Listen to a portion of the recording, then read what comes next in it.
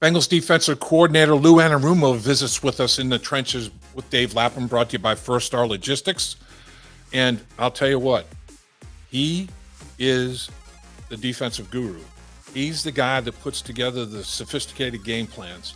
And boy, he's got 3 more pieces. How about that? The first, second, third round draft picks all go defense.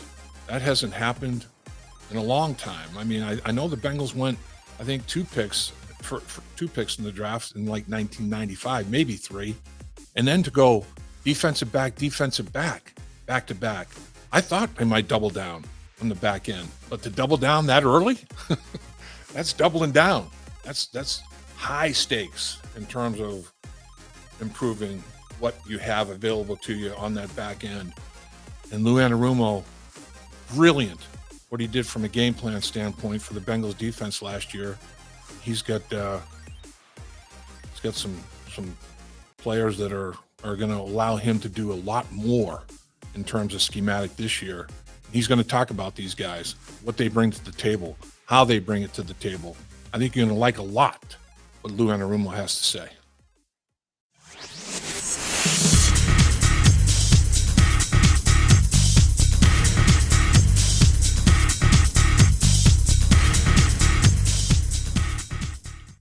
You're in the trenches once again with Dave Lapham, brought to you by First Star Logistics. And we are thrilled actually, to be joined right now by defensive coordinator Lou Anarumo, who had a nice Christmas Eve. 3 nice presents were delivered by the draft clause, this otherwise known as Cincinnati Santa. Coach, really, that's 3 really good football players added to the mix for you. First of all, appreciate you carving time for us in this busy time as you're doing the draft. But what about those 3 football players you got added to the roster? Well, first of all, thanks for having me on. It's great. You had Dax first and how he brings I think the theme you'll hear is the flexibility part. He's such a good athlete, can play a number of positions. So super excited about adding him. Go Cam Taylor-Britt with the next one, bring some added depth to the corner position. And then we get Carter, the defensive lineman from Florida. Again, that, gives us some depth at that position, and all bring a high level of skill and are all good guys and can't wait to get to work. In today's National Football League, with particularly in the AFC, with the quarterbacks that are migrating to the AFC, with the receivers that are migrating to the AFC. I mean, it is a throwing league, and particularly a throwing conference. And if you have people that can affect the quarterback, be it sticky coverage, guys from the back end blitzing and confusing him with different looks, or somebody up front giving an interior rush to complement and supplement the edge rush guys. I mean, this. I can just imagine you during the course of the season in your lab, Coach, and just putting together some kind of new formula that's going to mess with quarterbacks' heads with all this talent. Well, I hope so. At the end of the day, as we all know, it'll come down to the players executing. But I think we've got great additions. We're still not done. We got 4, 5, and 6 and 7 today. So looking forward to that. Let's see where that brings us. And, so far so good. I can't say enough about the whole organization, ownership for sure, but Duke and his crew and the scouts, they just do a phenomenal job. And it's a great working environment up there. And, it's a great to be a part of. Coach, Dax Hill and Cam Taylor-Britt, both of them, like you said, the versatility, the flexibility. They've played safety, they've played outside corner, they played slot corner. Are they more similar than different in terms of physical capabilities and what they can bring to the table for you, or are there differences between the 2? I mean, there's some differences. Dax is a guy that's played, as you mentioned, nickel and safety, and has covered wideouts. And Taylor. Our my boy Cam, he's done similar things, but more on the outside, where the other guys live more on the inside. Just a little bit more of what they're accustomed to. But at the end of the day, the way we move guys around and some of the jobs that we give them, um, that flexibility it's not the only piece to the puzzle, but it's certainly a big part of it when you start adding.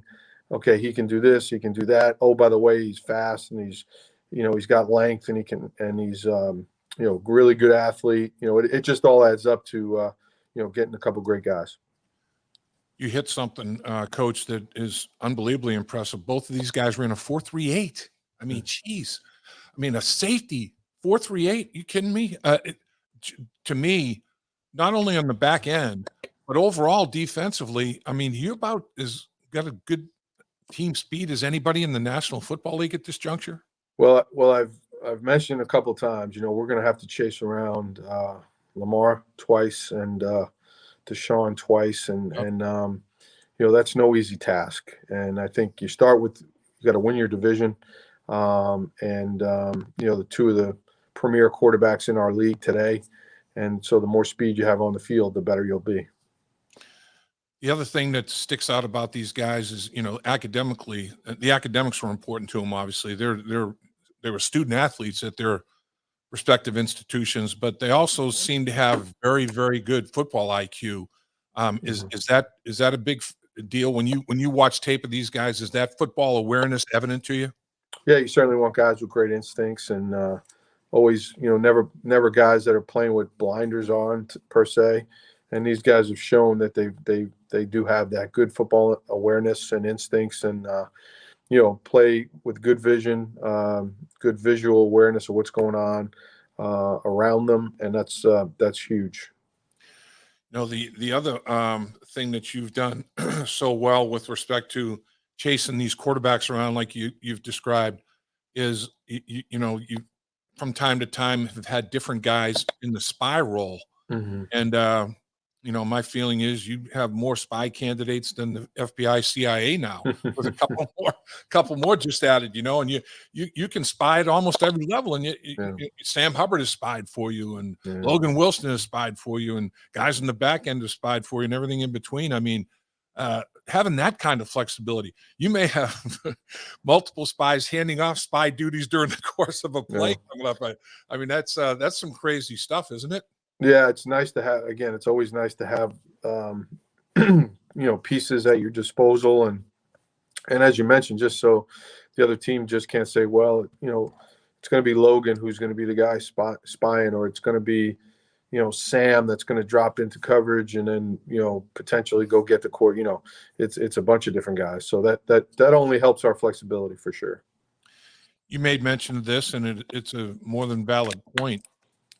In today's NFL, with the quarterbacks, the wide receivers, I'm talking AFC initially on a Mm-hmm. league-wide basis, obviously, but the quarterbacks that are playing in the AFC, the wide receivers that are migrating to the AFC, the tight ends that are basically big receivers in the AFC. You can never have enough good cover guys. You can never have enough good rush guys, but to have multiple people be able to cover the tight end, for example, is a big deal too. It's never just one guy's assignment at this juncture, and you got a lot of guys that can do that, don't you?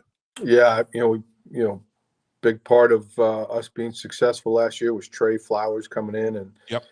doing a great role, having a great defined role, and covering tight ends at times. And it's going to be no different this year with Andrews twice, and back to Kelsey at Kansas City again, and Gesicki at Miami. On and on and on. There's every week there's a guy, the kid at Pittsburgh. So there's the Cleveland tight end. So there's a ton of them. It seems like every week now that you've got to be prepared, and you have to have, if you put a linebacker on him, you're just asking to fail. So we're very sensitive to that, and we're happy where we're at today.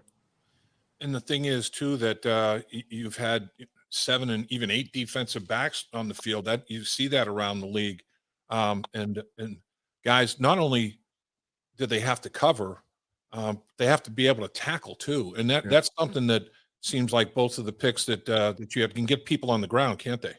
Yeah, huge. And I think length has a lot to do with that.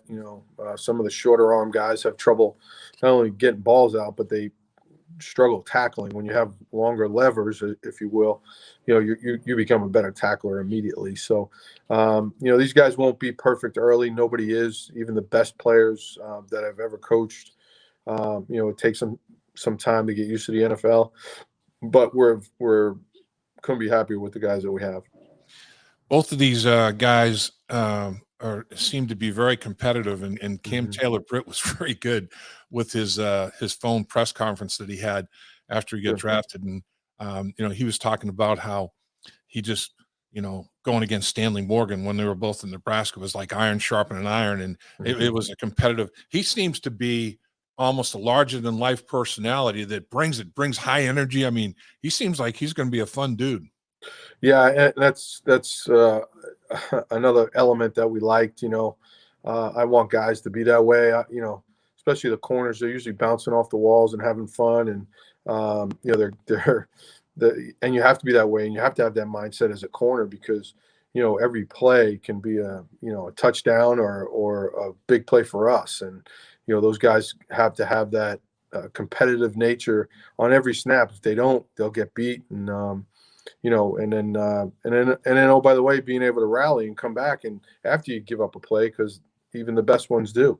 So I think he embodies all of that. It's interesting. I remember when it was toward the end of my career. I'd been in the league 8 years, and Tim Krumrie's a rookie. And Mm. the seasons can't get long. Nobody knows that better than you, Coach. And it's like as the dog days wind on, it's like, man, I got to find some way to bring the enthusiasm in. Well, Krumrie, man, I mean, Hmm. every practice it was like, we're going, bro. There's no 50%. If 50%, go get out of here. We're not this half speed drill. There's no such thing as half speed drill. And I'm telling you that guys like that bring that kind of Yeah. enthusiasm, emotion, energy. It helps you get through the dog days. It helps you get through the tough times of the season. No, I agree for sure, and it's a great example you bring up. Just watching him, that doesn't surprise me one bit. Right, right. These guys are so. Coach, do both of these guys obviously have all this position versatility and have the mind to be able to absorb it all. But when you initially bring them in and see what they can and can't do, is the starting point kind of what they did? Yeah. That Hill will be more safety slot, and Taylor-Britt will be more outside Yes. corner. Yes. Yes. Sorry to cut you off. Yeah, No. 100% yes. And then we'll just build from there. Give them a good base, a good foundation, and let them get comfortable with playing football at this level, at what they're comfortable doing, and then you kind of expand from there. And are both of these guys pretty adept at pressuring the quarterback, blitzing the quarterback as well? Yeah, they are good blitzers. They're sudden, and the physical traits that they have allow them to be. But yes, they've both shown a really good ability to blitz, which is great. Nobody has had more success in the National Football League with respect to dealing with athletes on the back end of a defense. That's your DNA. You have to feel really good about with these additions what you have going on back there, don't you? I do, and just adding these guys to the current group that we have, leaders like Jesse and Vaughn and Cheeto and Mike. I mean, Eli, all those guys. Just it's going to be. I told both the two DBs last night. I said, we're very, very fortunate that you're coming to us. We couldn't be happier. But I'm going to tell you, you guys you're going to benefit from this more so than maybe some other spots, just because I know the character of the guys we have in that room and how they'll only help to develop these guys as pros. And that's so important as a young player to get some support and some help from some veterans that are doing things the right way on and off the field. And that's the kind of people we have for sure. Well, Coach, the draft was Christmas Eve, and here come the mini camps, and it'll be Christmas Day when you get to unwrap the presents, see what you got. And these guys are very fortunate to have you as a guy that's mentoring them and tutoring them and getting them ready for their careers in the National Football League and defending AFC champs. Coach, Sounds great. I love here it. we go. Here we Yes, go. sir. Appreciate your time. Thanks, Lap. Appreciate you very much. All right, my friend. Talk to you soon. Have a good one. At First Star Logistics, we're a very strict company that really puts the pressure on our employees.